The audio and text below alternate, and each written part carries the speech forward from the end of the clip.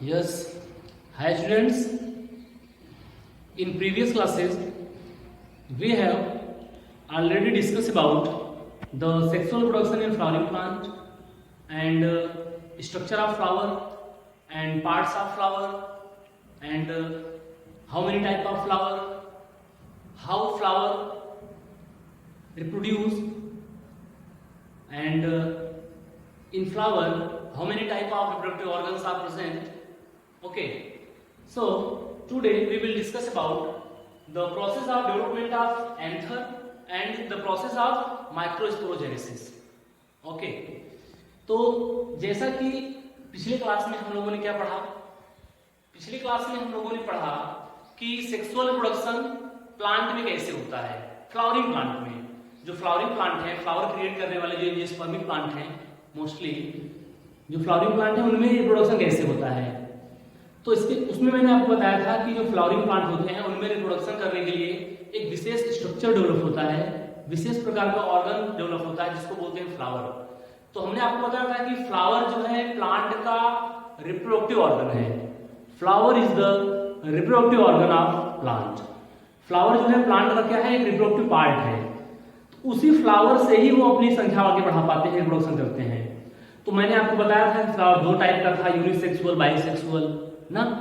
तो हमने आपको ये भी बताया था कि फ्लावर के अंदर ही मेल रिप्रोडक्टिव ऑर्गन और फीमेल रिप्रोडक्टिव ऑर्गन भी प्रेजेंट होते हैं, मेल रिप्रोडक्टिव ऑर्गन और फीमेल रिप्रोडक्टिव ऑर्गन। तो फ्लावर के अंदर मेल रिप्रोडक्टिव ऑर्गन कौन होता है, स्टेमिन होता है, जिसको हम लोग ग्रुप में क्या बोलते हैं, एंड्रोसियम बोलते हैं। और फ्लावर के अंदर जो फीमेल रिप्रोडक्टिव ऑर्गन है उसे क्या बोलते हैं, उसे पिस्टिल या कार्पेल बोलते हैं, ग्रुप में उसी को गाइनोसियम भी बोलते हैं, है कि नहीं। यही चीज हम लोगों ने डिस्कस किया था। स्टेमिन क्या है, पिस्टिल क्या है कि नहीं। Calyx, Corolla, androecium, gynoecium flower के पार्ट्स के बारे में बताया था, जिसमें मैंने आपको बताया था कैलिक्स और करोला प्लांट की क्या है, एक्सेसरी रिप्रोडक्टिव ऑर्गन है, ये प्रोडक्शन में हेल्प करते हैं। बट जो स्टेमिन और पिस्टिल है, मींस एंड्रोसियम और गाइनोसियम है, वो क्या है, वो रिप्रोडक्टिव ऑर्गन है, जिसमें से एंड्रोसियम या स्टेमिन मेल रिप्रोडक्टिव ऑर्गन है और पिस्टिल या कार्पेल या गाइनोसियम फीमेल रिप्रोडक्टिव ऑर्गन है। ठीक, तो सबसे पहले हम लोग आज पढ़ेंगे किसके बारे में, हम लोग मेल रिप्रोडक्टिव ऑर्गन के बारे में पढ़ेंगे और उसके बाद हम लोग पढ़ेंगे कि एंथर का स्ट्रक्चर क्या होता है और एंथर का डेवलपमेंट कैसे होता है और एंथर के अंदर पॉलन ग्रेन कैसे बनता है, माइक्रोस्पोर कैसे बनता है। पॉलन ग्रेन को ही माइक्रोस्पोर भी, पॉलन ग्रेन को ही माइक्रोस्पोर बोलते हैं, इतना क्लियर कर लेना आप लोग, ठीक है। और जो स्टेमिन है, स्टेमिन को बोलते हैं क्या, माइक्रोस्पोरोफिल बोलते हैं, स्टेमिन को माइक्रोस्पोरोफिल और पिस्टिल या कार्पेल को मेगास्पोरोफिल बोलते हैं। तो एक्चुअली स्पोरोफिल क्या है, स्पोरोफिल एक ऐसा स्ट्रक्चर होता है, ऐसा ऑर्गन होता है जिस पर स्पोर फॉर्मेशन होता है, माइक्रोस्पोर या मेगास्पोर। तो माइक्रोस्पोरोफिल में माइक्रोस्पोर बनता है और मेगास्पोरोफिल में मेगास्पोर बनता है। तो माइक्रोस्पोर को हम लोग पॉलन ग्रेन बोलते हैं जिसमें मेल गैमेट बनता है, और मेगास्पोरोफिल में मेगास्पोर बनता है जिसको हम लोग क्या बोलते हैं, फीमेल गैमेट बोलते हैं, फीमेल गैमेट या फीमेल गैमेटोसाइट, ठीक है, फीमेल गैमेट, जिसको हम लोग कॉमनली ओव्यूल या एम्ब्रियो सैक के रूप में जानते हैं। इसके बारे में हम लोग आगे पढ़ेंगे। तो सबसे पहले हम आपको बता रहे हैं माइक्रोस्पोरोफिल के बारे में बताने जा रहे हैं, मींस आज हम लोग एंथर या स्टेमिन के बारे में पढ़ेंगे। ठीक, तो सबसे पहले मैं आपको बता दूं स्टेमिन क्या है, एंड्रोसियम क्या है। तो स्टेमिन का स्ट्रक्चर आप यहां देख पा रहे हैं, ये एक स्टेमिन का स्ट्रक्चर है, ये जो कि फ्लावर में प्रेजेंट होता है, और ये प्लांट का मेल रिप्रोडक्टिव ऑर्गन है। ये क्या है, प्लांट का मेल रिप्रोडक्टिव ऑर्गन है, मतलब फ्लावर में पाए जाने वाला मेल रिप्रोडक्टिव सिस्टम है, ये मेल रिप्रोडक्टिव ऑर्गन है, जिसको हम लोग क्या बोलते हैं, स्टेमिन बोलते हैं। अगर सिंगल स्टेट में है तो उसे बोलेंगे स्टेमिन, लेकिन अगर ये ग्रुप में हो तो उसे क्या बोलेंगे, एंड्रोसियम बोलेंगे। तो एंड्रोसियम और स्टेमिन सेम चीजें हैं, बस डिफरेंस ये है कि अगर यूनिट फॉर्म में है तो स्टेमिन बोलेंगे, और अगर ग्रुप फॉर्म में है तो उसे एंड्रोसियम बोलेंगे। इतना क्लियर हुआ। ठीक, तो ये एक आपका एक पर्टिकुलर एक सिंगल स्टेमिन है, ये एक आपका एक स्टेमिन का स्ट्रक्चर है। और स्टेमिन दो चीजों से मिलकर बना होता है, फिलामेंट और एंथर से, फिलामेंट से और एंथर से। आप एक फिलामेंटल स्ट्रक्चर देख रहे हो जो कि एंथर को थैलेमस से या रिसेप्टिकल से जोड़ता है, फ्लावर के बेस से उसे जोड़ता है एंथर को। और ये जो मेल आपका जो लोब जैसा स्ट्रक्चर आप देख पा रहे हो, ये आपका एंथर है। तो जो आपका एंथर होता है, एंथर एक्चुअली बाइलोब्ड स्ट्रक्चर होता है। एंथर क्या होता है? बाइलोब स्ट्रक्चर है। एंथर 2 लोब्स का बना होता है, 2 लोब स्ट्रक्चर है ये। और इसका जो प्रत्येक लोब है, अगर हम एंथर का एक सेक्शन काटे टीयर्स और उसको हम अगर माइक्रोस्कोप वगैरह से देखें तो हम पाएंगे कि एंथर के अंदर भी एंथर खुद 2 लोब्स का बना है, जैसा कि आपको फिगर में क्लियर दिख रहा है। बीच में देखो एक गैप है और एक साइड ये लोब है, एक साइड ये लोब है, तो 2 लोब्स का बना हुआ एक आपका एंथर है। और प्रत्येक एंथर, अगर माइक्रोस्कोप से आप सेक्शन काट के एंथर का देखेंगे तो आप पाएंगे कि प्रत्येक लोब में, एंथर के प्रत्येक लोब में आपको 2 चैम्बर दिखेंगे, 2 कैविटी दिखेंगे, जिसको हम लोग कॉमनली क्या बोलते हैं? माइक्रोस्पोरेंजियम बोलते हैं, या उसी को हम लोग पॉलन सैक बोलते हैं। मतलब एंथर 2 लोब्स का बना है, प्रत्येक लोब में 2 चैम्बर हैं, और उन चैम्बरों को हम क्या बोलते हैं? या तो पॉलन सैक बोलते हैं या तो माइक्रोस्पोरेंजियम बोलते हैं। ठीक है, तो इस प्रकार से अगर हम देखें टोटली, तो मुख्य रूप से हमको पूरे एंथर में हमको टोटल 4 पॉलन सैक मिलेंगे देखने को। कितने? एक एंथर में 2 लोब, प्रत्येक लोब में 2 चैम्बर, इसका मतलब पूरे एंथर में 4 चैम्बर मिलेंगे हमको देखने को, और उनको हम क्या बोलते हैं? पॉलन सैक या माइक्रोस्पोरेंजियम। तो इस प्रकार से पूरे एंथर में या एक एंथर में 4 माइक्रोस्पोरेंजियम या 4 पॉलन सैक प्रेजेंट होते हैं, और उन माइक्रोस्पोरेंजियम के अंदर या उन पॉलन सैक के अंदर पॉलन ग्रेन्स भरा होता है, या पॉलन ग्रेन बनता है, या पॉलन ग्रेन प्रेजेंट होता है। इतना क्लियर हुआ? तो इस तरीके से यहां पे देखिए, ये चीज क्या आपका एंथर ही है। एंथर को थोड़ा बड़ा करके उसका सेक्शन काट के, टीएस सेक्शन, ट्रांसफर सेक्शन काट करके दिखाया गया है। तो आप यहां देख पा रहे हो, एक लोब इस साइड है और एक लोब इस साइड है कि नहीं? आप उसमें देख पा रहे हो कि प्रत्येक लोब में 2 चैम्बर है, प्रत्येक लोब में 2 चैम्बर है कि नहीं? और इस प्रकार से पूरे एंथर में 4 चैम्बर हो गए। तो ये जो चारों चैम्बर्स हैं, इनको हम लोग क्या बोलते हैं? पॉलन सैक बोलेंगे या माइक्रोस्पोरेंजियम बोलेंगे। अगर चारों को एक साथ बोला जाए तो माइक्रोस्पोरेंजिया बोलेंगे। माइक्रोस्पोरेंजियम क्या है? सिंगुलर वर्ड है, और माइक्रोस्पोरेंजिया क्या है? प्लूरल वर्ड है। इतना क्लियर हुआ? तो ये एंथर का स्ट्रक्चर हो गया।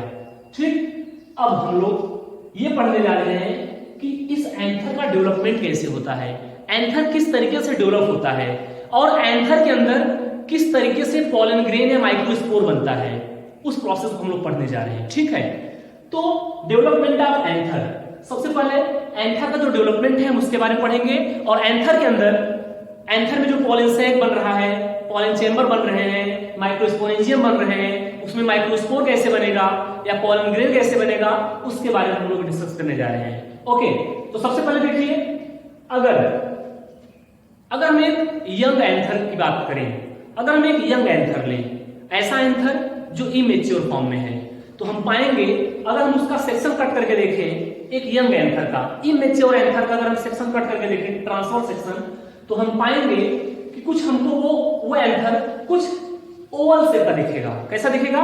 थोड़ा ओवल या स्फेरिकल शेप का दिखेगा, है कि नहीं? कुछ ऐसा स्ट्रक्चर दिखेगा, जिसमें से आप देखेंगे कि एक बाहर की तरफ एक लेयर होगा, उस बाहर जो आउटर लेयर है उसको हम लोग बोलते हैं एपिडर्मल लेयर या एपिडर्मिस बोलते हैं उसको, और बीच में देखेंगे हम तो हमको कुछ हाइपोडर्मल सेल दिखेंगे, अनडिफरेंशिएटेड इमेच्योर अनडिफरेंशिएटेड सेल्स हमको दिखेंगे, जिनको हम क्या बोलेंगे? हाइपोडर्मल सेल या हाइपोडर्मिस बोलते हैं। मतलब एपिडर्मिस के नीचे वाला जो सेल है उसको क्या बोलेंगे? हाइपोडर्मल सेल या हाइपोडर्मिस बोलेंगे। तो ये अनडिफरेंशिएटेड सेल्स हैं, अभी का डिफरेंशिएशन नहीं हुआ है, अब आगे धीरे धीरे होगा। कैसे होगा आप देखते रहिए। तो अब ये यंग एंथर है, हमने इसका ट्रांसफर सेक्शन काटा, माइक्रोस्कोप से हमने देखा तो हमको कुछ ऐसा स्ट्रक्चर दिखाई दिया, जिसमें एक बाहर की तरफ आउटर लेयर स्ट्रक्चर दिखा जो कि इसको चारों तरफ से कवर किए हुए है, और उसके अंदर हमको ढेर सारे सेल्स दिखे जो कि अनडिफरेंशिएटेड फॉर्म में है, जिनको हम लोग हाइपोडर्मिस या हाइपोडर्मल सेल बोलते हैं। ठीक, ये ढेर सारे सेल्स हैं। क्योंकि अगले फिगर में हमने सेल्स को नहीं दिखाया है, मेन सेल्स को हमने दिखाया है। बीच में देखिए ढेर सारे सेल्स है ना, अगले फिगर में हमने सेल्स को नहीं रिप्रेजेंट किया है, लेकिन आप लोग समझ जाना कि हर स्ट्रक्चर में ऐसे ढेर सारे सेल्स प्रेजेंट हैं, और अगले फिगर में हमने मेन सेल्स को ही रिप्रेजेंट किया है, लेकिन आप लोग मान चलिए कि सब में ऐसे ही सेल्स भरे हुए हैं। इतना क्लियर हो गया ना? तो आगे देखिए, तो पहला स्ट्रक्चर हमको ऐसा लिखा, एक यंग स्ट्रक्चर का सेक्शन हमको ऐसा लिखा। अब धीरे धीरे होता क्या है, जब एंथर का डेवलपमेंट होना स्टार्ट होता है तो प्लांट बॉडी में कुछ हार्मोनल एक्टिविटी के द्वारा, कुछ हार्मोनल एक्टिविटी से द्वारा क्या होता है कि धीरे धीरे कुछ हाइपोडर्मल सेल्स डिफरेंशिएट होने शुरू हो जाते हैं। कुछ ऐसे हाइपोडर्मल सेल क्या होते हैं, डिफरेंशिएट होना शुरू हो जाते हैं, और कुछ हाइपोडर्मल सेल, और वो भी कौन हाइपोडर्मल सेल, जो कॉर्नर पे प्रेजेंट है, चारों कॉर्नर पर कुछ हाइपोडर्मल सेल डिफरेंशिएट हो जाते हैं, कन्वर्ट होने स्टार्ट हो जाते हैं कुछ हार्मोनल एक्टिविटी के द्वारा। किसमें, आर्चीस्पोरियल सेल में। किसमें, आर्चीस्पोरियल सेल में।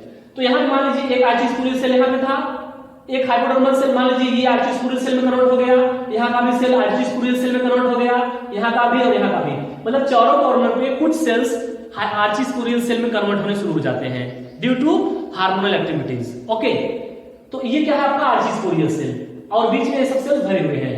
अब क्या होगा, ये जो आर्चीस्पोरियल सेल है अब ये धीरे धीरे ग्रोथ करना शुरू करेगा, ये और ज्यादा डिफरेंशिएट होगा। इसका जो साइटोप्लाज्म है वो थोड़ा ज्यादा डेंस है, इसका जो न्यूक्लियस है वो थोड़ा बड़ा है, लार्ज साइज का है कि नहीं। ये कुछ बड़े सेल्स हैं, ये इनको हम क्या बोलते हैं, आर्चीस्पोरियल सेल, जो कि हाइपोडर्मल सेल से ही डेवलप हुए हैं। ठीक, अब ये जो आर्चीस्पोरियल सेल है, अब आर्चीस्पोरियल सेल जो कि चारों कॉर्नर पे प्रेजेंट है, अब धीरे धीरे क्या होता है, इनमें पेरिक्लिनल डिवीजन स्टार्ट हो जाता है। कौन सा डिवीजन, पेरिक्लिनल डिवीजन, मतलब ये ऐसा डिवीजन है जो हॉरिजॉन्टल एक्सिस पे होता है। किस एक्सिस पे, हॉरिजॉन्टल एक्सिस पे ये डिवीजन स्टार्ट हो जाता है, इसको बोलते हैं पेरिक्लिनल डिवीजन। तो आर्चीस्पोरियल सेल में पेरिक्लिनल डिवीजन के द्वारा दो प्रकार के सेल्स या सेलों का ग्रुप बना स्टार्ट होता है। एक सेल जो कि ऊपर की तरफ होता है उसको बोलते हैं पेरिएटल सेल। क्या बोलते हैं, प्राइमरी पेरिएटल सेल या पेरिएटल सेल भी आप बोल सकते हो, प्राइमरी पेरिएटल सेल्स या पेरिएटल सेल। और नीचे का जो सेल है उसको बोलते हैं स्पोरोजेनियस सेल। क्या बोलते हैं, स्पोरोजेनियस सेल। फिर से देखिए एक बार, जो आर्चीस्पोरियल सेल है इसमें पेरिक्लिनल डिवीजन स्टार्ट होता है, तो होता क्या है कि दो प्रकार के सेल्स बनने शुरू हो जाते हैं। अपर साइड में पेरिएटल सेल्स और लोअर साइड में स्पोरोजेनियस सेल्स। ओके, अब जो पेरिएटल सेल्स है, पेरिएटल सेल्स, अब इसमें जो है डिवीजन कंटिन्यू होता रहेगा, कंटिन्यूस में डिवीजन होता रहेगा, नए नए सेल्स बनते रहेंगे, और वो पेरिएटल सेल्स डिवाइड हो करके नए नए सेल के लेयर्स बनाते रहेंगे, और कुल मिलाकर के 4 या 5 लेयर बनाएंगे। पेरिएटल सेल्स आगे चल करके डिवाइड हो करके 4 या 5 लेयर्स बनाएंगे। इतना क्लियर हो गया। अब वो जो 4 या 5 लेयर बनाएंगे उसमें से सबसे पहला लेयर क्या होगा, एंडोथीसियम होगा, जो कि काफी मोटा होता है। उसके बीच, उसके नीचे मिडिल लेयर होगा जो कि काफी मोटा होता है। ये मिडिल लेयर भी कई ढेर सारे लेयरों का बना होता है, और उसके नीचे टैपिटम लेयर बनेगा। ठीक है, तो पेरिएटल सेल्स में डिवीजन होगा जब, ये कई और भी लेयर्स को बनाएगा। ठीक है, और वो लेयर्स आगे चल करके एक दूसरे को फ्यूज करके एक सर्कुलर फॉर्म में बन जाएंगे, घेरा जैसा स्ट्रक्चर बना लेंगे आगे चल करके, और उनके बीच में चारों तरफ से एक ग्रुप स्ट्रक्चर बनेगा, एक फरो जैसा स्ट्रक्चर बनना शुरू होगा, और लास्ट में वो जो ओवल सेल स्ट्रक्चर था धीरे धीरे आगे चल करके टेट्रागोनल स्ट्रक्चर में कन्वर्ट हो जाएगा। मतलब आपको 4 कॉर्नर क्लियर दिखने शुरू हो जाएंगे। अभी देखिए यहाँ पे 4 कॉर्नर क्लियर नहीं दिख रहे हैं, ये थोड़ा ओवल सेल स्ट्रक्चर दिख रहा है, लेकिन धीरे धीरे जैसे जैसे पेरिएटल सेल्स नए नए लेयर्स को बनाएगा और स्पोरोजेनियस सेल्स आगे चल करके नए नए सेल्स को बनाएंगे, तो आगे चलकर धीरे धीरे जैसे जैसे लेयर्स बनते जाएंगे आपको चारों कॉर्नर क्लियर दिखने शुरू हो जाएंगे।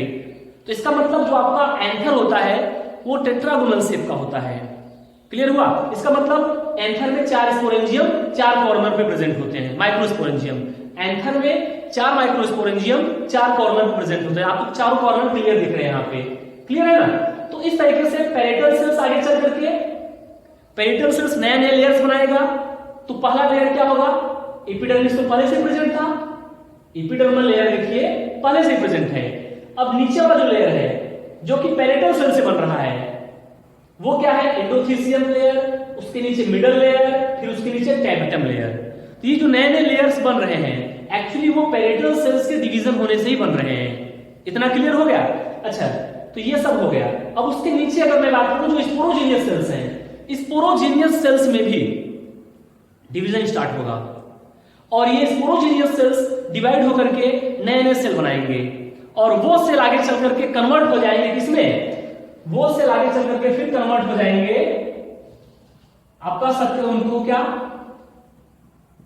PMC, pollen mother cell, pollen mother cell, ठीक है ना, या उसे बोलते हैं हम लोग microspore mother cell, microspore mother cell, MMC, ठीक है, माइक्रोस्पोर मदर सेल या पॉलन मदर सेल। तो इसका मतलब कि जो स्पोरोजेनियस सेल्स हैं वो आगे चल करके किसमें कन्वर्ट हो रहे हैं, ये किसको बना रहे हैं, ये पॉलन मदर सेल्स को बना रहे हैं, माइक्रोस्पोर मदर सेल को बना रहे हैं, जो कि डाइप्लॉइड नेचर का है। माइक्रोस्पोर मदर सेल या पॉलन मदर सेल किससे बन रहा है, स्पोरोजेनियस सेल से बन रहा है। और वो जो पॉलन मदर सेल है, माइक्रोस्पोर मदर सेल है, वो किस नेचर का है, वो डाइप्लॉइड नेचर का है, मतलब उसमें जो क्रोमोसोम है वो डबल सेट्स में प्रेजेंट है, डाइप्लॉइड 2n नेचर का है वो। अब होगा क्या, जो आपका पीएमसी है या जो पॉलन मदर सेल्स या माइक्रोस्पोर मदर सेल है, अब माइक्रोस्पोर मदर सेल में होगा क्या, माइक्रोस्पोर मदर सेल में अब धीरे धीरे माइक्रोस्पोर मदर सेल में मियोसिस डिवीजन स्टार्ट होगा। कौन सा डिवीजन, मियोसिस, माइटोसिस नहीं, मियोसिस।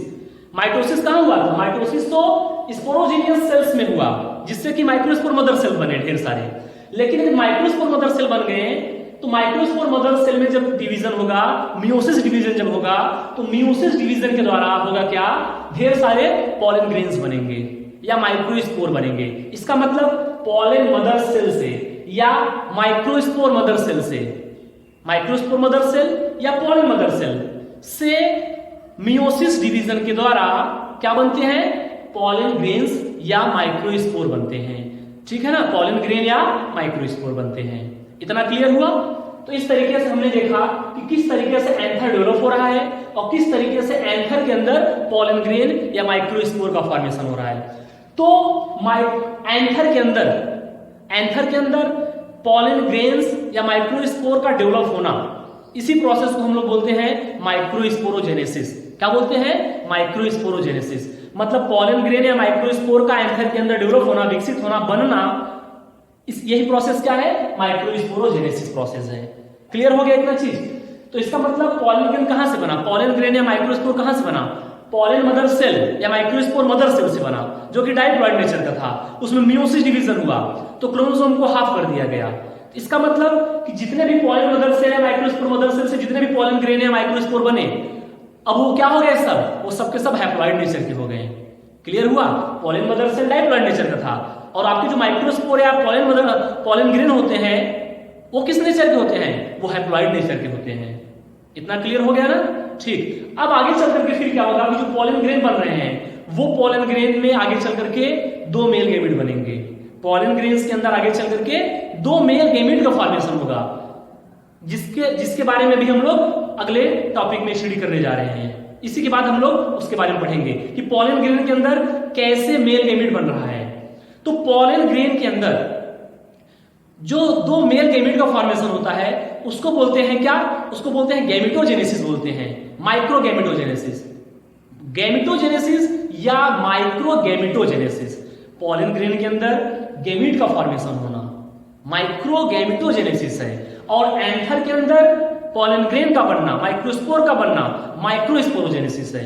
इतना क्लियर हो गया, ठीक। तो इस तरीके से हमने देखा कैसे एंथर डेवलप हुआ और किस तरीके से एंथर के अंदर पॉलन ग्रेन्स या माइक्रोस्पोर का फॉर्मेशन हुआ। तो हम लोगों ने देखा कि एंथर जो है क्या है, एक अगर हम एंथर का सेक्शन काटे तो हमको कुछ ऐसा स्ट्रक्चर दिखाई देगा जिसमें कि बाहर की तरफ सबसे ऊपर की तरफ एपिडर्मल लेयर होगा, एपिडर्मिस लेयर, उसके नीचे एंडोथेलियम लेयर होगा, उसके नीचे मिडल लेयर होगा और सबसे नीचे टैबिटम लेयर होगा। और टैबिटम लेयर जो होता है स्पोरोजेनियस सेल्स या टिश्यूज को क्या करता है, चारों तरफ से घेरे रखता है। तो एक बात और जान लीजिए, जो टैबिटम लेयर है वो आगे चल करके माइक्रोस्पोर या आपके पॉलन ग्रेन जब ये डेवलप होते हैं तो उनको ये नरिशमेंट प्रोवाइड करता है, न्यूट्रिशन प्रोवाइड करता है, ठीक है ना। तो इस तरीके से ये आपका एंथर डेवलप हुआ।